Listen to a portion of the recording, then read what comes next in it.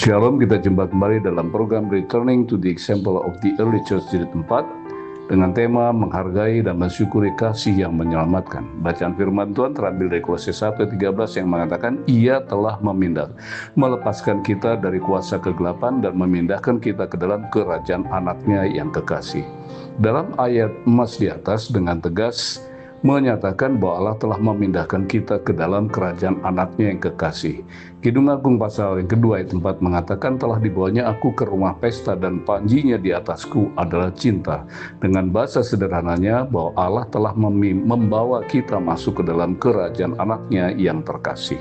Kata yang dipakai oleh Paulus di sini untuk kata memindahkan atau membawa masuk adalah kata kerja bahasa Yunani metestesen yang artinya bergerak dari satu tempat ke tempat lain. Paulus hendak berkata bahwa Allah telah memindahkan orang Kristen dari kehidupan yang penuh dosa ke dalam kerajaannya sendiri. Ini bukan saja sekadar sebuah pemindahan, melainkan suatu penyelamatan. Yang pertama, pemindahan dari gelap ke terang. Dalam Yesus Kristus, Allah telah memberi kita cahaya yang menerangi jalan hidup maupun kematian. Yang kedua, pemindahan dari perbudakan ke pembebasan, yaitu penebusan. Kata ini dipakai untuk membebaskan seorang budak dengan cara membayar lunas seluruh harga atau sesuatu yang telah berada di bawah penguasaan orang lain. Tanpa Allah, manusia adalah budak terhadap ketakutannya sendiri, terhadap dosa-dosanya, dan terhadap ketidakberdayaannya. Di dalam Yesus Kristus, manusia menikmati pembebasan. Yang ketiga, pemindahan dari hukuman ke pengampunan. Melalui karya Yesus Kristus, manusia menemukan kasih dan pengampunan yang datang dari Allah sendiri.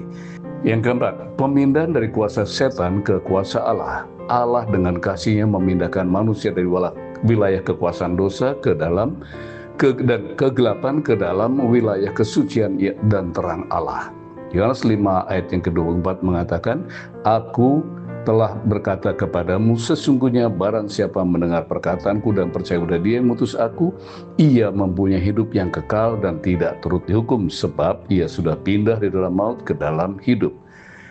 Oleh karena itu, mari kita terus bersyukur untuk apa yang sudah Allah lakukan, sehingga kita kini memiliki kepastian hidup.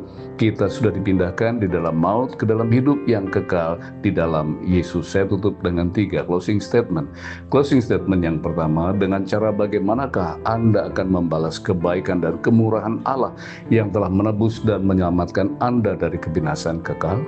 Yang kedua, bersediakah Anda menceritakan apa yang Anda rasakan dan nikmati, baik ketika masih hidup di bawah kekuasaan dosa maupun setelah ditebus kepada keluarga atau sesama? Yang terakhir atau closing statement ketiga, kini Anda telah dipertemukan dengan Bapa dan Putra dan kasih mereka telah mengelilingi Anda. Saya tidak tahu apakah Anda dapat menemukan sesuatu yang lebih besar dari semua itu. Tuhan Yesus memberkati.